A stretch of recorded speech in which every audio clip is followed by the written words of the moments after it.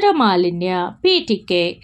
ನಾವು ಮತ್ತು ನಮ್ಮ ಸುತ್ತಮುತ್ತಲಿನ ಬೆಟ್ಟ ಗುಡ್ಡ, ಕಲ್ಲು ಮಣ್ಣು, ಮರ ಗಿಡ, ನೀರು, ವಾಯು, ಪ್ರಾಣಿ ಪಕ್ಷಿ, ಚರಾಚರ ವಸ್ತುಗಳನ್ನು ಪರಿಸರ ಎಂದು ಕರೆಯಬಹುದು. ಇಂತಹ ಪರಿಸರ ಮಲಿನವಾಗುವುದು ಪರಿಸರ ಮಾಲಿನ್ಯ ಎಂದು ಕರೆಯಲಾಗಿದೆ. ಪರಿಸರ ಮಾಲಿನ್ಯವಾಗುವುದರಿಂದ ಭೂಮಿಯ ಮೇಲಿನ ಪ್ರತಿಯೊಂದು ಜೀವಿಗೆ ಹಾನಿಕಾರಕವಾಗುತ್ತದೆ. ವಿಷಯ ನಿರೂಪಣೆ.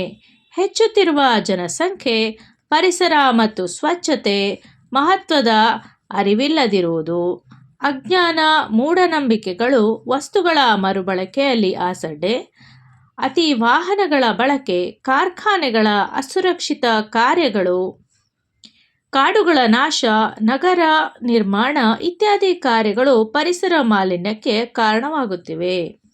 ಇಂದಿನ ದಿನಮಾನಗಳಲ್ಲಿ ಪರಿಸರ ಮಾಲಿನ್ಯ ಅತಿಯಾಗಿದ್ದು ಜಾಗತಿಕ ತಾಪಮಾನ ಏರುಪೇರಾಗುತ್ತಿದೆ. ಸರಿಯಾದ ಮಳೆ ಬೆಳೆ ಬರಲು ಸಾಧ್ಯವಾಗುತ್ತಿಲ್ಲ. ಜಲಮಾಲಿನ್ಯ, ವಾಯುಮಾಲಿನ್ಯ, ಭೂಮಾಲಿನ್ಯ, ಶಬ್ದ ಮಾಲಿನ್ಯಗಳು ಉಂಟಾಗುವುದರಿಂದ ಜನರ ಆರೋಗ್ಯದ ಮೇಲೆ ಪರಿಣಾಮ ಉಂಟಾಗಿ ಕಾಯಿಲೆಗಳಿಗೆ ತುತ್ತಾಗುತ್ತಿದ್ದಾರೆ. ಇದರಿಂದ ಮಾನವ ಜನಾಂಗವೇ ಭೂಮಿಯ ಮೇಲೆ ವಾಸ ಮಾಡುವುದು ದುಸ್ತರವಾಗುವ ಕಾಲ ಸಮೀಪಿಸಿ ಬಿಟ್ಟಿದೆ ಎಂದು ಹೇಳಬಹುದು. ಆದ್ದರಿಂದ ಪರಿಸರ ಮಾಲಿನ್ಯವನ್ನು ತಡೆಗಟ್ಟಿ ಮಾನವ ಕುಲದ ಒಳಿತಿಗೆ ಎಲ್ಲರೂ ಪರಿಶ್ರಮಿಸಬೇಕಾಗಿದೆ.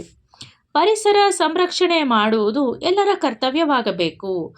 ಪ್ರತಿಯೊಬ್ಬರಲ್ಲೂ ಪರಿಸರದ ಕಾಳಜಿಯ ಬಗ್ಗೆ ಅರಿವು ಮೂಡಿಸುವ ಯೋಜನೆ ಆಗಬೇಕು. ಕಾಡುಗಳನ್ನು ನಾಶ ಮಾಡಬಾರದು, ಬೆಳೆಸಬೇಕು. ಕಾಡುಗಳಿದ್ದರೆ ನಾಡು ಸುರಕ್ಷಿತವಾಗಿರಲು ಸಾಧ್ಯ.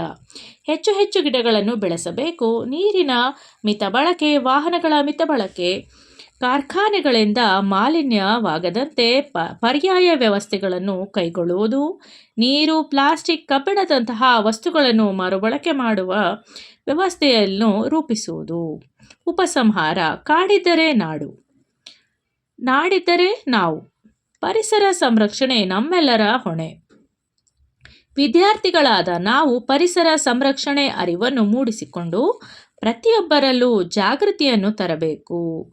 ಮೊದಲು ನಮ್ಮ ಸುತ್ತಮುತ್ತ, ಮನೆ, ಶಾಲೆ, ಕಾಲೇಜು, ಗ್ರಾಮಗಳಲ್ಲಿ ಹೆಚ್ಚಿನ ಗಿಡಗಳನ್ನು ನೆಟ್ಟು ಬೆಳೆಸಬೇಕು.